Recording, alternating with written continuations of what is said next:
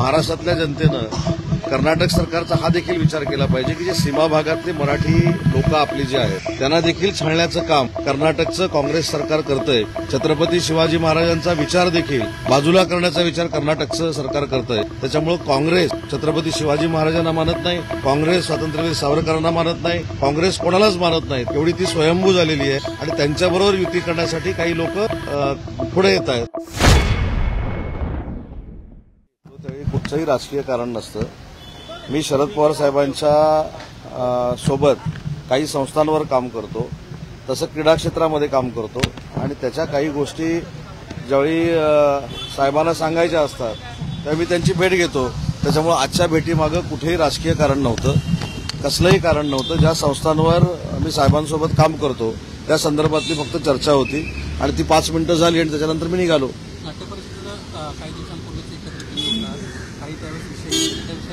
नाही, त्याच संदर्भामध्ये किंवा क्रीडा क्षेत्रातल्या संदर्भामधल्या काही गोष्टी होत्या त्या साहेबांशी मी चर्चा केलेल्या आहेत.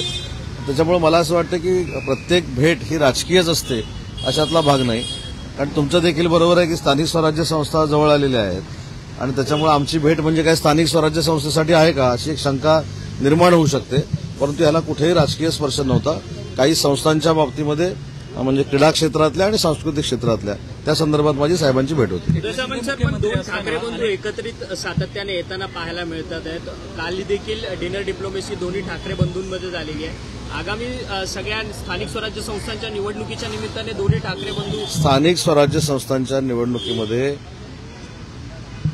तालुका पंचायत समितीपासून मुंबई महानगरपालिकेपर्यंत कुठच्याही परिस्थितीमध्ये महायुतीचाच भगवा फडकेल ही काळ्या दगडावरची पांढरी रेघ आहे.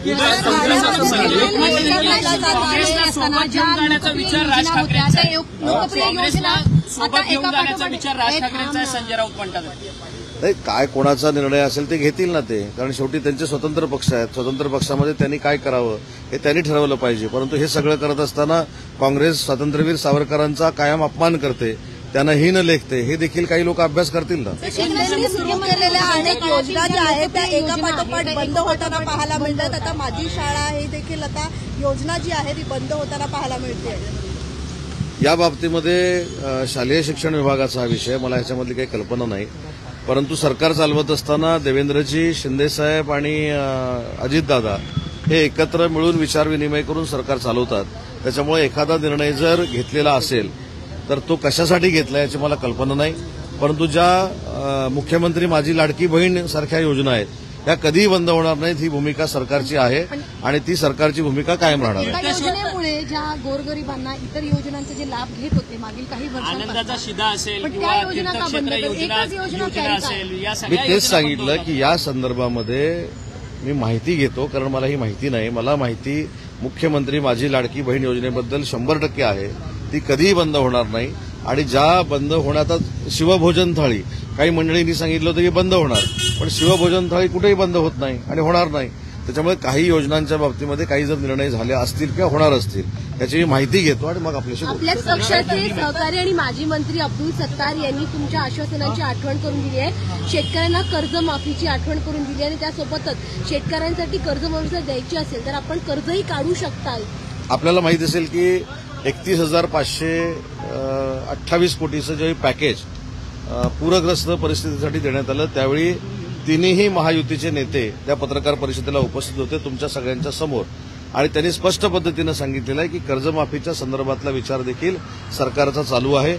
योग्य वेळी तो आम्ही निर्णय घेणार आहोत आणि त्या पद्धतीनं वर्किंग सुरू आहे. रवींद्र धंगेकर घायवळ प्रकरणामध्ये सातत्यानं रवींद्र धंगेकर एक आरोप करताना पाहायला मिळतात. चंद्रकांत पाटील यांच्या कार्यालयामधील समीर पाटील यांचाच हात आहे अशा पद्धतीने म्हणतात, परंतु त्यांना दाबण्याचा प्रयत्न होतो. दाबण्याचा काय प्रश्न येतो? दाबण्याचा काही प्रश्न येत नाही. मुद्दा असा आहे की रवींद्र धंगेकर हे आमच्या शिवसेनेचे महानगर प्रमुख आहेत आणि त्यांनी काल माननीय मुख्य नेते एकनाथ शिंदे साहेबांची भेट घेतलेली आहे.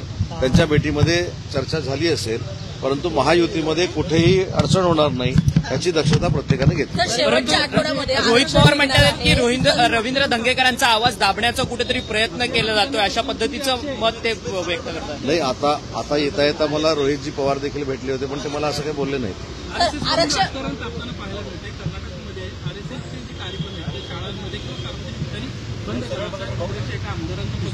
ठीक आहे, आता काही ठिकाणी काँग्रेसची सत्ता आहे तर तिथे ह्या सगळ्या गोष्टी होत आहेत, पण महाराष्ट्रातल्या जनतेनं कर्नाटक सरकारचा हा देखील विचार केला पाहिजे की जे सीमा भागातले मराठी लोक आपली जे आहेत, जे आपले नातेसंबंधातले असतील, जीवाभावाची आहेत, त्यांना देखील छळण्याचं काम कर्नाटकचं काँग्रेस सरकार करतंय.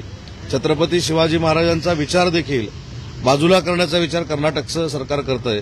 त्याच्यामुळे काँग्रेस छत्रपती शिवाजी महाराजांना मानत नाही, काँग्रेस स्वातंत्र्यवीर सावरकरांना मानत नाही, काँग्रेस कोणालाच मानत नाहीत, एवढी ती स्वयंभू झालेली आहे. आणि त्यांच्याबरोबर युती करण्यासाठी काही लोक पुढे येत आहेत, त्याचा विचार ते करतील. सर, आता पालिका निवडणूक आहे, शेवटच्या आठवड्यामध्ये आरक्षण निघणार आहे आणि असं असताना आता अनुसूचित जाती जमातीचं जे आरक्षण आहे त्या संदर्भातली एक अधिसूचना सरकारने जाहीर केलेली आहे. काय वाटतं, फटका बसेल दोन्ही शिवसेनेला, तुम्हाला देखील? एखादा जीआर काढल्यानंतर त्याचा पूर्ण अभ्यास करूनच तो जीआर काढला जातो. राजकीय आरक्षणामध्ये कुठच्याही अनुसूचित जाती जमाती असू देत, अनुसूचित जाती असू देत, ओबीसी असू देत, कोणावरही अन्याय होणार नाही ही निवडणूक आयोगाची देखील भूमिका असते आणि सरकारची देखील हीच भूमिका आहे. त्याच्यामुळे निवडणुका आल्या की काही लोकांमध्ये जातीमध्ये गैरसमज पसरवण्याचं काम करतात. ती एक प्रोसिजर सुरू झाली, याचा अर्थ निवडणुका आता लवकर लागणार आहेत. त्याच्यामुळे अनुसूचित जाती जमाती असू दे, अनुसूचित जाती असू दे, कुठच्याही घटकावर राजकीय अन्याय होणार नाही ही भूमिका सरकारची. तुमचा मित्रपक्ष असलेला भाजप आता सध्या स्वबळाची भाषा करताना पाहायला मिळतोय. सातत्यानं त्यांचे नेते मंडळी तुम्हाला कुठेतरी डिवचण्याचा प्रयत्न करतात आहेत का? गणेश नाईक असतील, इतर जिल्हाध्यक्ष असतील, नेते मी मंडळी याचं उत्तर दिलेलं आहे की तुम्ही ज्या व्यक्तींबद्दल बोलताय ती म्हणजे भारतीय जनता पार्टी नाही. त्यांच्यामध्ये देखील अनेक पक्ष आहेत, जे बोलतायत त्यांच्यामध्ये सुद्धा अनेक पक्ष आहेत. त्याच्यामुळं ते कधी कधी शरद पवार साहेब राष्ट्रवादीची भाषा बोलतात, कधी कधी भाजपची भाषा बोलतात. हे माझ्यापेक्षा तुम्हाला चांगलं माहिती आहे. विधानसभेच्या निवडणुकीला कोण कुठनं निवडणुका लढल्यात हे पण तुम्हीच दाखवलेलं आहे. त्याच्यामुळे माझ्यापेक्षा याची उत्तरं तुम्हाला चांगली माहिती आहेत.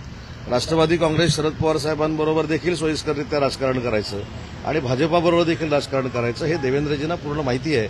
आणि कोणीही एकनाथ शिंदे साहेबांवर टीका करून एकनाथ शिंदे साहेबांचं कर्तृत्व आणि नेतृत्व हे कुठेही बाजूला होणार संदीप नाही. नाईकांची पुन्हा घरवापसी होताना पाहायला मिळणार आहे काही दिवसातच पुन्हा भाजप. मला तेच सांगितलं की सध्या महानगरपालिकेपर्यंत शरद पवार साहेब राष्ट्रवादी काँग्रेसमध्ये आहेत, कारण काही तिकिटांची ऍडजस्टमेंट करण्यासाठी. हे सगळं राजकारण देवेंद्रजींना माहिती आहे. त्याच्यावर मी काही जास्त बोलणं योग्य नाही, कारण गणेश नाईक साहेब देखील सिनियर आहेत आणि त्यांच्याबद्दल मी बोलणं योग्य नाही. पण त्यांनी देखील माननीय एकनाथ शिंदे साहेबांबद्दल बोलू नये, कारण ते आमचे मुख्य नेते आहेत.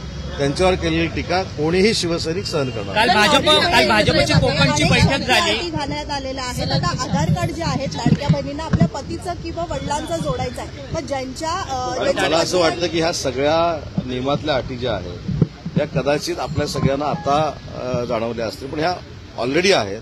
आणि केवायसी असेल किंवा ह्या सगळ्या गोष्टी ज्या आहेत या महिला भगिनींना सोयीस्कररित्या हे सगळे पैसे मिळण्यासाठीच केलेले आहेत.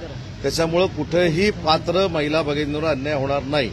आणि तो अन्याय जर होत असेल तर आम्ही सगळे सरकारमधले मंत्री लक्ष घालून तो दूर करू. सर, ठाण्यामध्ये कोकण भाजपची बैठक झाली. कोकण भाजपच्या बैठकीमध्ये ज्या स्थानिक स्वराज्य संस्थांच्या निवडणुका आहेत त्यामध्ये पदाधिकाऱ्यांचं त्यांचं मत आहे की एकला चलो रे जा, शिवसेनेसोबत पण गेल्यावर बसेल म्हणून. तुम्हाला हे कुठनं कळलं मला माहित नाही, पण त्या मिटिंगमधलं मला असं कळलंय की युती करावं असं सगळ्यांनी सांगितलंय. आता पुढे सर, ज्यांचे पती आणि वडील हयात नाहीयेत त्यांच्या ज्या अडचणी वाढत आहेत लाडक्या बहिणीच्या, त्यांच्यासाठी सरकार काय उपाय त्या संदर्भामध्ये देखील नक्कीच आम्ही माहिती घेऊ. कुठच्याही महिला भगिनींवर अन्याय होणार नाही ही सरकारची भूमिका राहील.